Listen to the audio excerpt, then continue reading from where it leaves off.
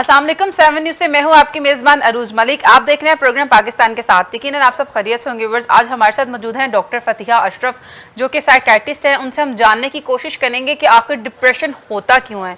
और दूसरी गेस्ट हमारे साथ मौजूद हैं सैयदा ज़हरा बुखारी जो कि सोशल मीडिया इन्फ्लुएंसर हैं।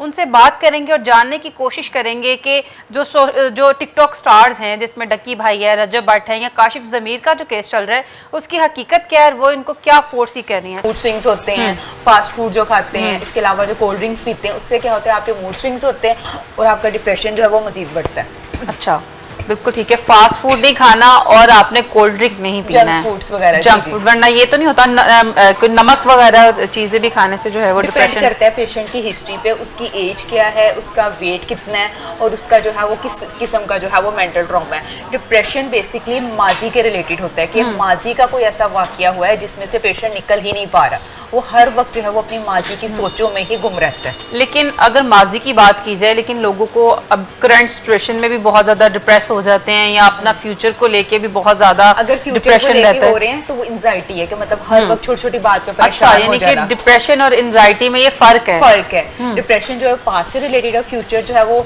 इसके रिलेटेड है एंजाइटी के। जैसे कि फॉर एग्जांपल कुछ लोग सोचते रहते हैं बच्चे पता नहीं घर आएंगे कि नहीं, मेहमान आएंगे, खाना कैसा बनेगा, मतलब छोटी छोटी बात पे परेशान होना, ये जनरलाइज एंजाइटी है। मैं ये काम कर पाऊंगी कि नहीं, जॉब मिलेगी कि नहीं, मिल गई तो सैलरी कैसी होगी, छोटी छोटी बात पे परेशान होना, मतलब ऐसे ही ओवर थिंकिंग करके अपने आप को थकाना, ये एंजाइटी में आ जाता है। यानी कि डिप्रेशन जो है वो किसी ट्रॉमा से मुंसलिक है और एंजाइटी जो है वो आपके वहम जो आते हैं, आपको एक अजीब सा डर सा आता है जो है आपका, उससे जो है वो कनेक्ट करती है एंजाइटी। अच्छा, हमने बच्चों का जिक्र किया, बच्चों को भी एंजाइटी या डिप्रेशन हो सकता है? बच्चों को आजकल जो इश्यूज में ज्यादा आ रहा है वो एंजाइटी के रिलेटेड इश्यूज में एंजाइटी के आ रहा है कि बच्चे जो है वो फोकस नहीं कर पा रहे पढ़ाई पे। इसके अलावा जो है बच्चों का याद नहीं हो रहा, कुछ भी उनको दे रहा है, क्यों उनके भी माइंड्स में जो है वो थॉट्स चलती रहती हैं, पता नहीं ये काम कैसे कर लूँ। मोबाइल फोन्स की एडिक्शंस बहुत ज़्यादा है, घर का एनवायरनमेंट बहुत ज़्यादा है। आजकल बच्चों में सिर्फ क्या है, पढ़ाई है, एक्टिविटी तो बिल्कुल ही खत्म कर दी है। फिजिकल एक्टिविटी तो मदर्स भी कहती है ना होने के बराबर ही हो। ऑनलाइन गेम्स भी तो खेलते हैं बच्चे, उसी वजह से तो बच्चों में एग्रेशन ज्यादा है। आपने वो देखा नहीं है लास्ट टाइम पबजी इतना चली थी, उसमें पबजी में एक बच्चे ने पबजी खेलते खेलते अपनी मदर को कत्ल कर दिया था। 2 बच्चों ने जो है वो अपने आप को जो है वो कर दिया। एग्रेशन लेवल इतना ज्यादा बढ़ गया कि उन्होंने अपनी फ्रस्ट्रेशन यहाँ पे निकाल दी। यानी कि इतनी जो गेम्स बच्चे ऑनलाइन खेलते हैं वो देखना चाहिए कि क्या खेल रहे हैं और उनका जो है वो किस तरह अपने आप को जो है वो कंट्रोल कर। बिल्कुल ठीक है। सईदा ज़हरा हमारे साथ मौजूद हैं, आइए उनसे बात करते हैं। अस्सलाम वालेकुम। वालेकुम अस्सलाम। कैसी हैं आप? मैं ठीक हूँ, आप खैरियत से हैं? अल्हम्दुलिल्लाह।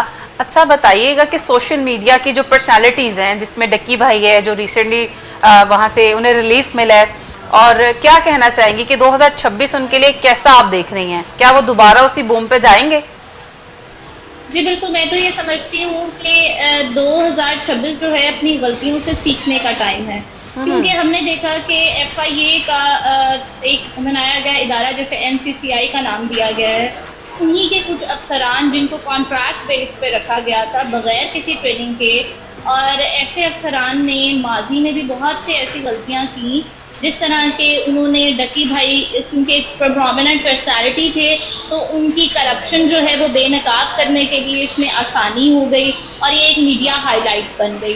और साथ ही साथ हम उस किरदार का जिक्र जरूर करेंगे जो कि बिग ब्रदर के नाम से बहुत मशहूर हुए हैं, और इसमें उन्होंने मिलिट्री इंटेलिजेंस का नाम भी लिया कि सीक्रेटली तौर पर उनकी हेल्प की गई मिलिट्री इंटेलिजेंस की तरफ से। बिग ब्रदर जो उन्होंने उसका नाम रखा है, जिसका नाम उन्होंने बिग ब्रदर रखा है।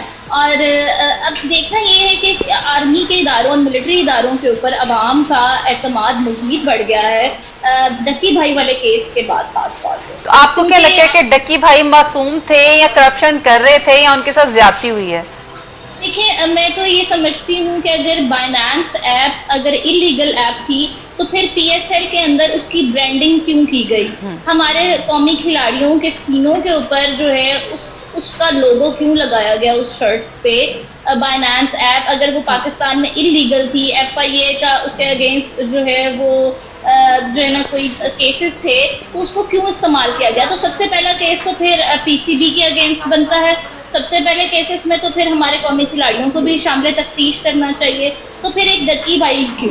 क्योंकि I guess he was a soft target for them, ठीक है। वो बार बार चौधरी सरफराज साहब जो कि डिफेंस डायरेक्टर एमसीसीआई भी रह चुके हैं, तो इनका साबका रिकॉर्ड भी तो खास अच्छा नहीं रहा। इससे पहले भी वो ऐसे मुकदमात में जो कि खुद एफआईए की तरफ से दर्ज किए गए हैं, वो गिल्टी पाए गए हैं। जैसे कि उन्होंने काफ़ी ऐसे व्हाट्सएप ग्रुप्स जो हैं उनकी सरबराही वो कर रहे थे, जो कि तौहीन आमेज़ मवाद शेयर करते थे और फिर खुद साख्ता तौर पर नौजवानों को इसके अंदर ट्रैप करते थे और फिर उनसे डील कर दी जाती थी। ऐसे बहुत से नौजवान जो हैं अभी भी जेलों के अंदर मौजूद हैं, जो कि उनके इस ट्रैप का शिकार हुए हैं। अब हमें देखना ये है कि एफआईए क्या सिर्फ डक्की भाई केस में रिश्वत लेने के ऊपर जो है वो उनके ऊपर कार्रवाई करेगी, या फिर सरफराज चौधरी साहब के अगेंस्ट मजीद भी कोई कार्रवाई होगी। अब हम इसी तरह देखते हैं तो रजब भट्ट का केस भी सामने आ रहा है। आने वाले दिनों में हमें शायद 2026 के अंदर इसके अंदर भी मजीद कोई पेशरफ देखने में मिले, जैसे कि यूके की गवर्नमेंट जो है उन्होंने उनको डिपोर्ट कर दिया है और कहा गया। अच्छा, लेकिन कहा जाता है कि अभी उनके वीजे की वैलिडिटी थी, वो खुद पाकिस्तान आए हैं, ऐसी भी बातें सुनने में आई हैं। गवर्नमेंट से झूठ बोला, क्योंकि यहाँ पर पाकिस्तान में उनके ऊपर मुकदमा है, वो एक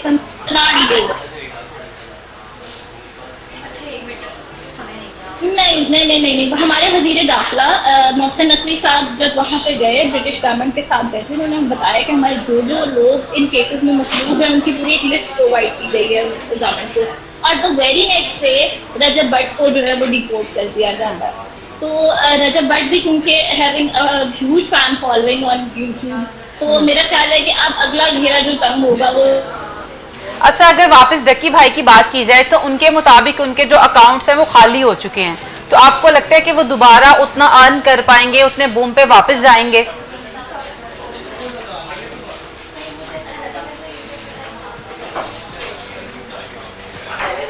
बिल्कुल ठीक है, हम डॉक्टर फतीहा से बात करते हैं। अच्छा, ये बताइएगा कि जो अमीर लोग होते हैं जिनके पास पैसे की कमी नहीं है, फेम की कमी नहीं है, अच्छा ये दो सवाल बनते हैं। अमीर लोग सोसाइटी क्यों करते हैं, और जो फेमस लोग हैं, जो पर्सनालिटी, जैसे 2025 में भी 2-3 ऐसे केसेस आए जो स्टार्स थे, खुदकुशी की, आखिर क्यों?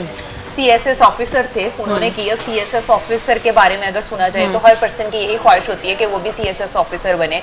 बिलाल पाशा का केस, वो उनकी इतनी अच्छी जॉब थी, लेकिन उन्होंने क्या किया, सुसाइड कर ली। मुल्तान का एक केस बहुत फेमस हुआ था, वकास का, वो भी मतलब 30 इयर्स का नौजवान था, उसने भी जो है वो सुसाइड कर ली।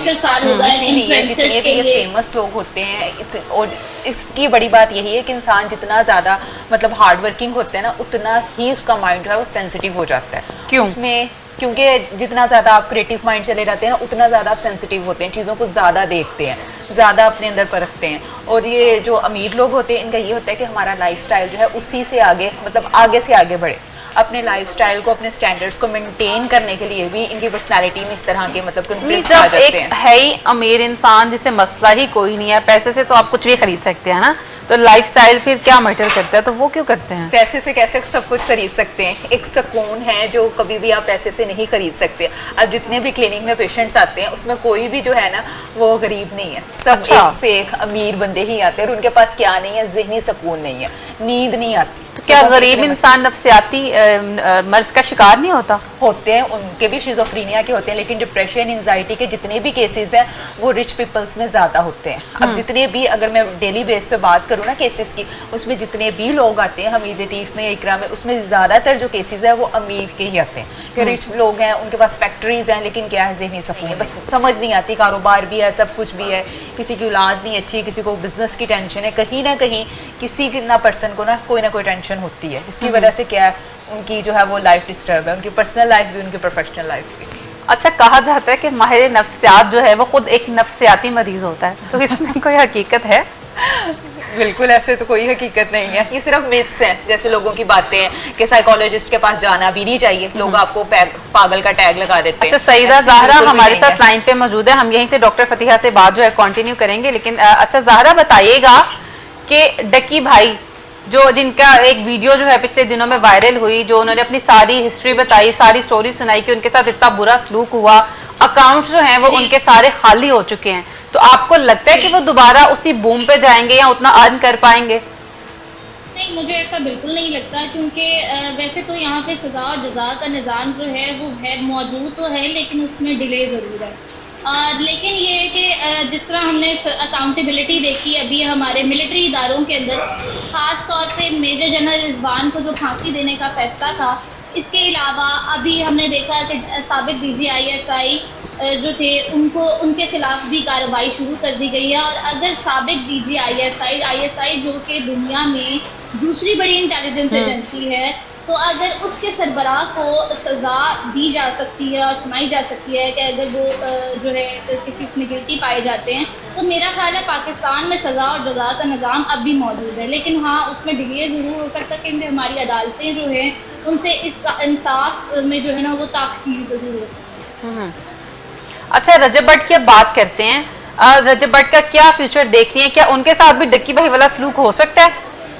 जी, मुझे लगता है कि उनके साथ तो और भी ज़्यादा ऐसा सलूक मुतवक्के है, क्योंकि पहले भी उन्होंने मजहबी जो है उसकी रूह से भी कई दफ़ा उनके ऊपर केसेस हो चुके हैं, जिसमें उन्होंने तौहीन-आमेज़ भी, या हम इस चीज़ का फैसला तो नहीं कर सकते, लेकिन ये है कि पहले भी पाया गया है कि दानिशता तौर पर या दानिशता तौर पर वो तौहीन-आमेज़ केसेस के अंदर मुलव्वस रहे हैं। तो मेरा ये ख्याल है। और इसके अलावा फिर चाहे वो गैर कानूनी असला रखना हो, फिर चाहे वो मनी लॉन्ड्रिंग के केसेस भी अब सामने आ रहे हैं रजब भट्ट के खिलाफ। यूके से डिपोर्ट होने के बाद हम मज़ीद जो है मुझे लगता है कि कार्रवाइयों का आगाज़ होने वाला है, और रजब भट्ट के लिए 2026 एक मुश्किल साल साबित होगा। अच्छा, ये आप फोर्स कर रही हैं कि 2026 जो है वो मुश्किल साल हो सकता है या है? होगा। अच्छा, तो अभी चांसेस हैं कि वो वापस कहीं दूसरे मुल्क चले जाएं? जी, फिलहाल तो जब तक पाकिस्तान में उनके ऊपर केसेस चल रहे हैं, मेरा नहीं ख्याल कि वो जो है पाकिस्तान छोड़कर जा सकते हैं। उनको वहाँ से डिपोर्ट करने का मकसद भी यही था कि वो पाकिस्तान ना आकर अपने केसेस का सामना करें। अच्छा, अगर सोशल मीडिया पे कंटेंट की बात की जाए तो कोई इंसान भी कुछ भी पकड़ के पोस्ट कर देता है, तो आपको नहीं लगता कि कंटेंट पे थोड़ा सा काम करना चाहिए? जबकि इस तरह के जो आवाम, जाहिर बात है कि मेहनत करके एक टाइम पीरियड के बाद ही आपको कुछ अर्न होना स्टार्ट होता है, तो कंटेंट पे अगर थोड़ा चेक एंड बैलेंस रख दिया जाए तो क्या मामला ठीक हो सकते हैं? बिल्कुल, मैं बतौर मादे कानून भी यही कहूँगी कि पाकिस्तान के अंदर सोशल मीडिया के ऊपर मवाद शेयर करने, ऐसा कंटेंट शेयर करने के लिए अब बाकायदा तौर पे एक पैका एक्ट जो है मुतारिफ करा दिया जाए। पैका एक्ट का काम ये है कि कोई भी ऐसा कंटेंट जो कि गैर मयारी या गैर अखलाकी होगा, उसके खिलाफ कार्रवाई होगी। जैसे कि हम पहले देखते थे कि एक सियासी जमात जो है उनकी तरफ से प्रॉपर एक ग्रुप बनाया गया था कि जब फीमेल्स या कोई भी ख़ास तौर पे अपनी राय का इजहार करती थी किसी और पार्टी से ताल्लुक़ रखने वाली, मैं नाम ले लेती हूँ, जिस तरह के PTI, ख़ास तौर पे PTI के लोगों के, अगर PTI की पोस्ट के नीचे कोई नून लीग से वाबस्ता खातून या कोई लोग अगर कमेंट कर देते थे, तो एक हजूम, लोगों का एक हजूम कमेंट्स में आकर एब्यूजिव लैंग्वेज यूज़ करता था उस फीमेल के लिए, और ऐसे ऐसे लोगों के लिए कि इंसान को शर्मिंदा हो जाता था कि यार मैंने कमेंट क्यों कर दिया आखिरकार सोशल मीडिया के ऊपर। हालांकि सोशल मीडिया के ऊपर सबको आज़ादी हक़ राय दही होनी चाहिए, तो लेकिन इसके खिलाफ ये पैका एक्ट बनाया गया कि अगर आप किसी का मवाद उसकी इजाज़त के बगैर शेयर कर रहे हैं, अगर आप किसी के लिए एब्यूजिव लैंग्वेज यूज़ कर रहे हैं। बिल्कुल ठीक है। फतीहा के पास वापस आते हैं और अपनी बात जो है वो कंटिन्यू करते हैं। तो बताइएगा कि हम बात कर रहे थे कि एक माहिर नफ्सियात भी नफ्सियाती मरीज हो सकता है। ये सिर्फ और सिर्फ मिथ्स हैं। जैसे लोग अक्सर जो है वो कहते हैं कि हम किसी के साथ जो है वो हेल्प लेने नहीं जा सकते, लोग हमें पागल का टैग लगा देंगे, मर जाएंगे, खुदकुशी कर लेंगे, लेकिन जो है वो मेडिसिन लेने नहीं जाएंगे। ये बात बिल्कुल गलत है। अगर आप जहनी तौर पर फिट हैं तो आप मेंटली तौर पर भी फिट हैं, तो फिजिकली तौर पर भी आप फिट हो सकते हैं। इसीलिए आपकी जहनी सेहत जो है वो ज़्यादा ज़रूरी है। बजाय आप खुदकुशी कर लें, आप किसी से हेल्प क्यों नहीं लेते? ये लोगों की सिर्फ लोग माहिर नफ्सियात से इतना, इस वर्ड से इतना क्यों डरते हैं? वो समझते हैं कि शायद हमें पागल जो है वो डिक्लेयर हो गए, हम पागल हो गए, तो बस अब हमने जाना है। अब हमने नहीं जाना। आपने इतना क्यों डराया हुआ है आवाम को? मसला क्या है? हम लोगों ने नहीं डराया, बल्कि ये सोसाइटी ने ही डराया कि एक मिथ्स है कि भाई आप जाओगे तो लोग आप पे ना पागल का टैग लगा देंगे। मैडम मैं पागल तो नहीं हूँ, मुझे कुछ भी नहीं है। हम उन्हें यही कहते हैं कि आप जहनी तौर पर ठीक है, इसीलिए तो आए हैं, पागल तो आते ही नहीं है। वो तो हेल्प लेने कभी आते ही नहीं है, उनको तो जरूरत ही नहीं पड़ती। आप ठीक हो, आप बेहतर करना चाहते हो, इसीलिए तो आए हो। इसीलिए अब सोसाइटी ने कुछ ना कुछ इस चीज को एक्सेप्ट भी कर लिया है। अच्छा, माहिर नफ्सियात जो होता है उसकी घर में क्या वैल्यू होती है? क्या कोई बात करने लगे तो कोई ये नहीं कहता कि यार तू तो पहले नफ्सियती है, छड़ दे?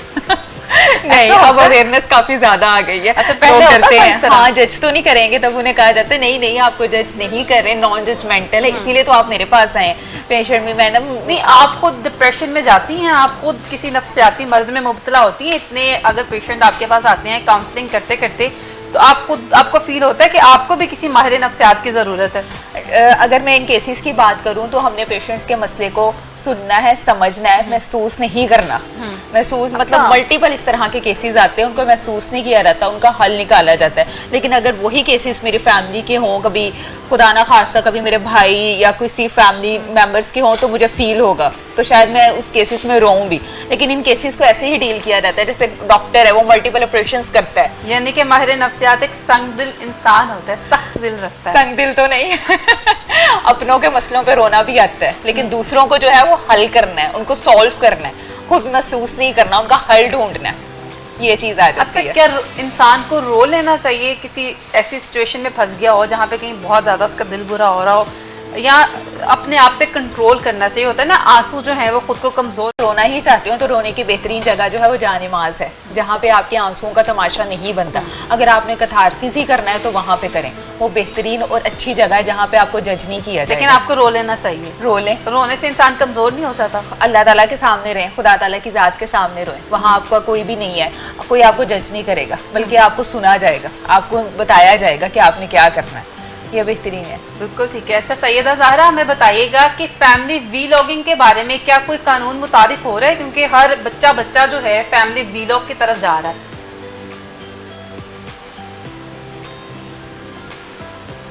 मैं यही कहूँगी कि जिस तरह हर वीलॉगर आजकल हम देखते हैं कि आपने कैमरा पकड़ा, फोन पकड़ा और आज शुरू हो गए लोग, तो यूँ मोबाइल पकड़ के लोगों के बेडरूम तक जाना शुरू हो गए हैं। तो मेरा ख्याल है इसके खिलाफ भी इसमें मजीद कोई तरमीम जो है अमेंडमेंट्स होनी चाहिए टेका एक्ट के अंदर भी, कि हमें वही कंटेंट शेयर करना चाहिए। जो अगर हम फैमिली व्लॉगिंग कह रहे हैं तो ये फैमिली व्लॉगिंग ऐसी व्लॉगिंग होनी चाहिए जिसको फैमिलीज बैठ के देख सकें, ना कि आप जो है उसके अंदर एब्यूजिव लैंग्वेज यूज़ करते हैं, फिर आप जो है लोगों की प्राइवेसी को डिस्टर्ब कर रहे हैं। हर बंदा जो है ना, आप रोड पे जा रहे हैं, आप व्लॉगिंग कर रहे हैं, मैं इधर हूँ, मैं इधर जा रहा हूँ, मैं अब उसमें अगर 10 खवातीन सामने खड़ी हैं और वो कैमरे के सामने नहीं आना चाहती, ठीक है, तो ये भी एक जो है ना इसके खिलाफ भी कोई एक्ट होना चाहिए, और मेरा ख्याल है कि इसमें मजीद तरमीम की ज़रूरत है। अच्छा, ये जो टिकटॉकर्स हैं, यूट्यूबर्स अपनी एक लग्जरी लाइफ शो करवाते हैं, ग्लैमर दिखाते हैं, क्या रियल लाइफ में भी ये उसमें हकीकत में मबनी होता है या बस सिर्फ कैमरे की आंख तक महदूद होता है?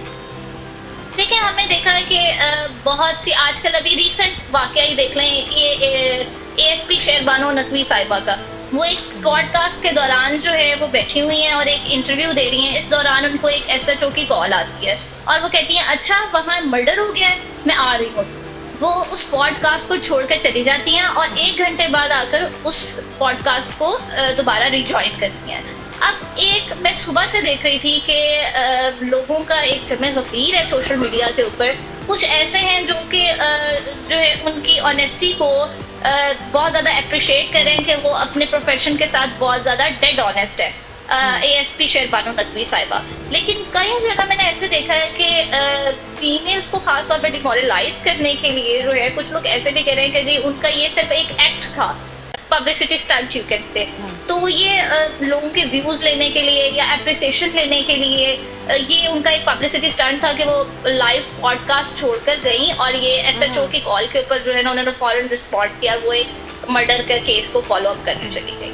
तो बिल्कुल ऐसा होता है। अब देखिए हमने व्लॉगिंग में तो खास तौर पे ऐसा देखा है। इसके अलावा टिकटॉक्स के लिए लोग व्यूज और लाइक्स लेने के लिए इतने ज्यादा क्रेजी हो गए हैं। टिकटॉक पे वो एक मैच भी तो लगता है ना जिसमें वल्गैरिटी बहुत ज्यादा है, आप जितनी ही वल्गर बात करेंगे आपको उतने ही पॉइंट्स और गिफ्टिंग होगी। एग्जैक्टली आजकल जो ऐसी एप्स आ गई हैं जिनके थ्रू आप अर्निंग्स करते हैं, और अर्निंग्स क्या है कि जी जितने ज़्यादा लोग आपको देखेंगे या जितने ज़्यादा जो है ना आप व्यूज़ लेंगे उतने ज़्यादा आप पैसे कमा सकते हैं। अब बात ये है कि पैसे कमाने के लिए लोग हर यूनिक से यूनिक तरीका जो है वो अपनाते हैं कि जो हमें व्यूज़ आए, लोग हमें पसंद करें, हमारी बातों को जो है ना वो देखा जाए, हमें सुना जाए। अब उसके लिए देखें एक रूटीन मैटर, जिस तरह आप और मैं गुफ्तगू कर रहे हैं या वो करते हैं, तो वो सब बातों को ना वो लोग बड़ा, इसमें कोई वो नहीं है, वो कहते हैं जी ये एक नॉर्मल डिस्कशन है। अच्छा, हमारे साथ माहिर नफ्सियात मौजूद हैं, उनसे भी थोड़ी राय लेते हैं इस बात पे कि जो सोशल मीडिया के इन्फ्लुएंसर होते हैं जो ज्यादा अर्न करना चाहते हैं, जैसे सईदा ज़हरा ने बताया कि उनका मेंटल लेवल क्या होता है कि कुछ भी कर जाएंगे।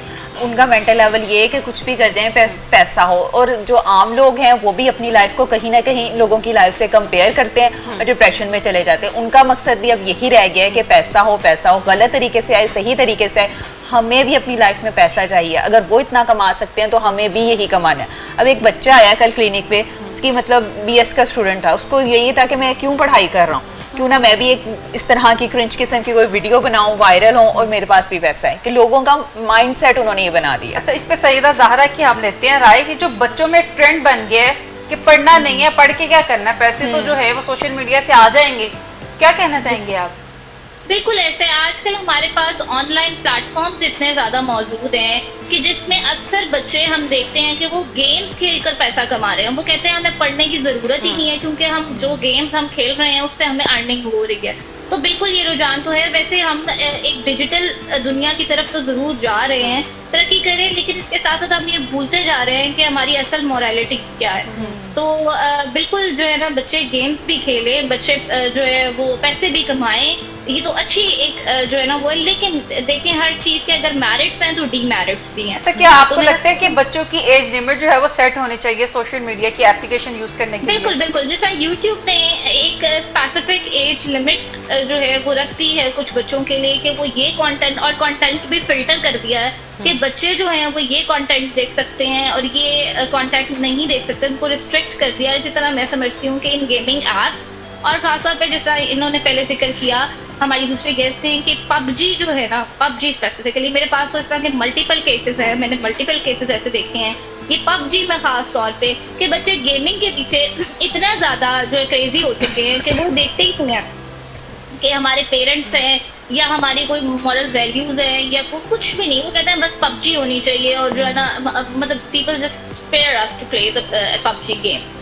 तो मतलब इसी तरह इतने ज़्यादा जो है ना बच्चे एडिक्ट हो गए हैं इन गेम्स के। तो मेरा ख्याल है बिल्कुल इनको रिस्पेक्ट करना चाहिए और इसमें एक स्पेसिफिक एज लिमिट होनी चाहिए कि इतने साल के बच्चे जो है इसको एक्सेस कर सकें, और इससे साल से अगर करना भी चाहें तो अंडर पेरेंट्स सुपरविजन। बिल्कुल ठीक है। अच्छा सईदा ज़हरा, ये बताइएगा कि काशिफ ज़मीर का पिछले दिनों एक बहुत ज़्यादा वीडियो वायरल गई जहाँ पे वो एक निजी टीवी चैनल में इंटरव्यू देती हैं। आपको क्या लगता है कि वो स्टंट था या रियलिटी है, गोल्ड असली था या नकली था? जी बिल्कुल, मैं फिर वही कहूँगी कि कंटेंट क्रिएटिंग के चक्कर में लोग इतने पागल हो चुके हैं कि ये जुनून जो है ये हमारे टीवी चैनल्स पे भी आ चुका है। पहले ये सिर्फ सोशल मीडिया के हद तक था, अब तो ये टीवी चैनल्स पे भी आ चुका है। बहुत से ऐसे टीवी चैनल्स हैं जो कि पब्लिसिटी स्टंट के लिए जानबूझकर ऐसा कोई मैस क्रिएट करते हैं अपने लाइव प्रोग्राम्स के अंदर। जिस तरह हम शुरू से देखते आ रहे हैं कि बहुत से पॉलिटिकल टॉक शोज में ऐसा होता है कि जहाँ पे 2-3 पॉलिटिशियंस को आपस में लड़वा दिया जाए तो प्रोग्राम की रेटिंग बहुत ज़्यादा हाई हो जाती है। वहाँ उस प्रोग्राम को समझा जाता है कि ये प्रोग्राम कामयाब हो गया। जहाँ लेकिन काशिफ ज़मीर ने बाद में क्लेम भी किया कि इन्होंने मेरे पूरे पैसे भी नहीं वापस किए और ये इन्होंने मेरे साथ ज्यादती की है, ऐसा तो कुछ था ही नहीं। जी बिल्कुल, फिजा अली के बारे में तो पहले भी ऐसे रूमर्स आते रहे हैं। I don't know that was truth और रूमर है, लेकिन ये कि पहले भी हम ऐसे रूमर सुनते रहे हैं कि वो पब्लिसिटी के लिए जो है ना ऐसे स्टंट्स करती रहती है। स्टंट करना अलग बात है और पैसे रख लेना अलग बात है, तो इस पे क्या कहना चाहेंगी? इस चीज़ की हकीकत तो जो है वो या काशिफ ज़मीर ही जानते हैं या फिजा अली जानती है। क्योंकि काशिफ ज़मीर ने एक और वीडियो मैसेज वायरल उनका हुआ है, पब्लिसिटी स्टंट से ज़्यादा कुछ भी नहीं था। अच्छा, काशिफ ज़मीर ने एक और जो है वीडियो उनकी वायरल हुई है जिसमें वो मियाँ जो बिलाल एडवोकेट हैं उनसे कह रहे हैं कि मेरा केस, क्या लगता है ये भी स्टंट ही है? जी, मियाँ बिलाल एडवोकेट साहब के ऊपर खुद भी जो है बहुत से मुकदमात दर्ज है कई खवातीन को जो है वो ब्लैकमेल करने, क्योंकि मैं खुद इसी प्रोफेशन से ताल्लुक़ रखती हूँ। तो हम मतलब इस तरह की बातें जो है वो सुनने में आती रहती हैं। कुछ खवातीन को ब्लैकमेल करने के हवाले से मुकदमात दर्ज हैं उनके ऊपर, मियाँ बिलाल की तरफ से नाजायज़ असला रखने के हवाले से मुकदमात भी उनके ऊपर दर्ज हैं। नहीं, मियाँ बिलाल की तरफ से है कि खवातीन को हरासमेंट की तरफ से जी, ब्लैकमेल करने मियां की? बिलाल एडवोकेट के ऊपर ये मुकदमा दर्ज है जी। तो क्या वो तो खुद कानून है, तो उन्हें कोई कुछ होगा, कोई सजा वगैरह मिलेगी या निकल जाएंगे? देखें, कानून तो सबके लिए एक बराबर है। अब जिस तरह से इसकी मिसाल हमने देखी कि FIA ने अपने ही एडिशनल डायरेक्टर के खिलाफ मुकदमा दर्ज कराए, उनके खिलाफ जो है कार्रवाई का आगाज किया। तो मैंने आपको जैसे पहले भी कहा कि सजा जजा का निज़ाम तो पाकिस्तान में मौजूद है, लेकिन हाँ इसमें डिले ज़रूर हो सकता है, लेकिन ये कानून मौजूद है। और इसी तरह जो है अगर बिलाल साहब एडवोकेट हैं तो मेरा नहीं ख्याल कि उनको इस चीज़ से इस्तिस्ना हासिल है कि उनके ऊपर कोई मुकदमा दर्ज नहीं हो सकता या उनके पास ये खुद लाइसेंस भी वो कानून का हिस्सा है ना, तो काफी वायरल भी जाते हैं, लोग उन्हें पसंद भी बहुत करते हैं। तो क्योंकि Sorry? अगर मैं ये कह रही हूँ, आवाज आ रही है आपको? जी जी जी जी। काफ़ी वो जो मियाँ बिलाल हैं वो खुद भी कानून का हिस्सा हैं और काफ़ी वायरल भी जाते हैं, लोग उन्हें पसंद भी बहुत ज़्यादा करते हैं। तो लगता है कि जो है कुछ हो जाएगा। जी, मैंने आपको जैसे पहले अर्ज किया कि मियाँ बिलाल साहब अगर एडवोकेट हैं, एडवोकेट का टैग होना इस बात की दलील नहीं है बिल्कुल भी कि आप कुछ भी कर सकते हैं, ठीक है। लेकिन एक एडवोकेट के perception साथ दी अगर जाती एक बंदा है फेमस कि भी हम है तो और उसके सिग्नल पास भी पैसा तोड़ भी सकते है, हैं, हम जो है वो किसी को जो है ना लड़ाइयाँ भी कर सकते हैं, ये परसेप्शन दी जाती है, लेकिन ऐसा नहीं है। ठीक वो है, तो हम आगे बहुत इन फ्यूचर में जिम्मेदारी कोई है इलेक्शन कि वगैरह हम भी लड़ने जा रहे हैं। कानून फॉलो करें और कानून को सिर्फ फॉलो ही ना करें बल्कि लोगों से भी करवाएं। तो मेरा नहीं ख्याल कि अगर बिलाल साहब एडवोकेट हैं तो उनको इस चीज़ से इस्तिस्ना हासिल है कि वो कुछ भी कर सकते हैं। मैं ये कह रही हूँ कि उनके एक तो वो एडवोकेट हैं, दूसरा फेमस भी हैं, तीसरा उनके पास पैसा भी है, और चौथा ये कि वो हमारे पास आए थे और उन्होंने अनाउंस किया था कि मैं फ्यूचर में इलेक्शन जो है वो लड़ूंगा और मैं किसी अच्छी पोस्ट पे बैठूंगा। लेकिन मैं वही बात आपको कहूँगी, फेमस तो DGISI भी थे, ठीक है, जिनके ऊपर अभी रिसेंट केसेस बनाए गए हैं, लेकिन उनको भी सजा याफ्ता करार दिया गया, उनको 16 साल कैद कर दी गई है। तो फेमस तो वो भी थे। तो फेमस होना तो मेरा ख्याल है इस चीज़ की दलील नहीं है कि उनके ऊपर कुछ हो नहीं सकता या उनके ऊपर कोई कानून सबके लिए बराबर है। अच्छा फतिहा, ये बताइएगा कि जब इंसान फेमस भी हो जाता है, पैसा भी आ जाता है, तो फिर हरासमेंट की तरफ क्यों चल पड़ता है? बाकी ज़िंदगी में चीज़ें ख़त्म हो जाती हैं। फेमस होना ये देखा जाता है ना किस सेंस में फेमस हुआ, पॉजिटिव कंटेंट की वजह से या नेगेटिव की वजह से। फेमस तो बहुत से लोग हुए हैं रजब, बट अगर इन्हीं टिकटॉकर्स की बात की जाए तो एस्ट्रोलॉजी इनमें, लेकिन बाद में इन पर क्रिटिसाइज भी बहुत ज़्यादा हुई है। तो ये देखना चाहिए कि हम सोसाइटी में पॉजिटिव रोल अदा करें, पॉजिटिव चीज़ों को जो है वो आगे प्रमोट करें। बिल्कुल ठीक है। अच्छा सईदा ज़हरा, ये बताइएगा कि कंटेंट जो है वो बेहतर कैसे हो सकता है कि पॉजिटिव भी हो, एजुकेशनल भी हो, जिससे कोई फ़ायदा हो? क्योंकि मैंने बहुत से ऐसे, क्योंकि हम भी सोशल मीडिया यूजर्स हैं, तो मैं तो बहुत सा ऐसा कंटेंट देखती हूँ। बहुत से मुल्कों में ऐसा कंटेंट भी बनाया जा रहा है कि जो कि बहुत ही ज़्यादा इंफॉर्मेशनल भी है। और मैंने देखा कि ऐसे बहुत से चैनल्स बने हुए हैं जिनमें ख़वातीन जो कि जो है मतलब ऐसे रिमोट एरियाज़ में बैठी हुई हैं जहाँ तक बाकी जो है किसी इदारों की एक्सेस नहीं है, तो वो उस सोशल मीडिया प्लेटफॉर्म को यूज़ करते हुए बहुत सा हुनर सीख रही हैं। बहुत सी ऐसी स्किल्स हैं जो कि वो सीख रही हैं, जैसे कि सिलाई कढ़ाई है, जदीद फैशन से जो है वो एक्नॉलेज कर रहे हैं उनको। और दूसरा जो है वो जदीद ऐसी टेक्निकल जो है ना वो तालीम दे रहे हैं लोगों को, इनफॉर्मल एजुकेशन जिसे हम कहते हैं, वो ऑनलाइन उन प्लेटफॉर्म्स के थ्रू जो है ना वो दे रही हैं। लेकिन मसला ये है कि अच्छा कंटेंट जो है वो वायरल नहीं होता, तो क्या किया जाए फिर? ये बिल्कुल मैंने आपको बताया कि इसमें जो है ना वो व्यूअर्स का ज़्यादा कसूर है, क्योंकि हम ऐसा कंटेंट देखना नहीं चाहते। हम ऐसा कंटेंट देखना चाहते हैं जो कि जो है ना मतलब मैं क्या कहूँ कि बहुत यूजुअल कंटेंट से हटकर जो है ना वो। फिर कहाँ पे किस को ठीक करेंगे हम? सबसे पहले तो हमें खुद को ही ठीक करना होगा। हम यूट्यूबर्स को ठीक नहीं कर सकते, हम बाकी निज़ाम तभी ठीक होगा जब हम खुद ठीक होंगे। बिल्कुल ठीक है। अच्छा फतिहा, ये बताइएगा कि कभी आपका दिल किया कि यार ये क्या मुसीबत है, मैं भी कहीं खुदकुशी वाले फेज में ना चली जाऊँ? ऐसा तो कभी नहीं किया, लेकिन वही ना, हमें भी अपनी मेंटल हेल्थ का ख्याल रखना चाहिए। अगर आप खुद को भी एक कमरे में बंद कर लेंगे तो कुछ दिनों बाद आपको भी डिप्रेशन हो जाएगा। जैसे आप दूसरों की मेंटल हेल्थ का ख्याल रखते हैं, सबसे पहले आपकी अपनी मेंटल हेल्थ आती है। ज़िंदगी में वाकई अप्स एंड डाउन आते रहते हैं, लेकिन उसके साथ जो है हमें भी अपनी मेंटल हेल्थ का ख्याल रखना पड़ता है। तो मैं खुद जो है वीक में एटलीस्ट 2 दिन या 3 दिन ना लाजमी वर्कआउट करती हूँ और स्क्रीन टाइम जो है वो कम से कम रखती हूँ और स्टडी करती हूँ कि मुझे मज़ीद जो है इस चीज़ को कैसे बेहतर करना है। ये चीज आती है कि अपने ऊपर भी काम करना है। अपने सीनियर के पास नहीं जाती हैं कि मेरी थोड़ी काउंसलिंग कर दें? हाँ, कभी होता है, कभी अगर बहुत ज़्यादा डाउन फील कर रही हो तो किसी से बातचीत भी कर लिया। बातचीत करने में कोई बुराई तो नहीं है, कोई प्रोफेशनल हेल्प लेने में कोई बुराई तो नहीं है। अगर आप किसी से बात कर रहे हो तो it's mean you are strong. कमज़ोर लोग तो किसी से हेल्प ही नहीं लेते। अच्छा, ये फेज एक सबकी जिंदगी में आता है कि जब किसी को किसी से मोहब्बत होती है और दिल टूटता है, तो इंसान ऐसा क्यों हो जाता है कि बस अब दुनिया ख़त्म हो गई है? देखना पड़ता है मोहब्बत हुई थी या दिल लगी, क्योंकि मोहब्बत और दिल लगी और लस्ट तीनों में डिफरेंस है। आजकल जो है वो मोहब्बत कम और लस्ट की पीक ज़्यादा है। तो लस्ट की पीक हाँ, ब्रेकअप और ये चीज़ें ऐसे ही हैं। 2 दिन के बाद अब आते हैं मल्टीपल केसेस ऐसे भी, जहाँ पे जो है वो मतलब खुदकुशी तक भी की होती है और कहा जाता है कि मैंने उस पर बहुत खर्चा किया, मुझे छोड़ दिया, शादी नहीं की। अच्छा, मसला खर्चे का था? खर्चे का था। जब बहुत बाबू भैया पैसे का मामला है, वो हिसाब है। बहुत शुक्रिया फतिया हमारे साथ मौजूद थी। हमने बात की कि आखिर इंसान खुदकुशी की तरफ क्यों जाता है। और दूसरा हमारे साथ सैयदा ज़हरा मौजूद थी, जो कि सोशल मीडिया इन्फ्लुएंसर हैं। उन्होंने बात की रजब भट्ट के बारे में कि 2026 जो है वो रजब भट्ट के लिए जो है वो कितना मुश्किल हो सकता है, या मियाँ बिलाल जो हैं उन पे भी एक अच्छे खासे जो हैं वो केसेस की भरमार है। पहले वो अपने केस जो है वो हल कर लें। इसके साथ ही हमें दीजिए इजाज़त, मिलते हैं अगले प्रोग्राम में। अल्लाह हाफ़िज़।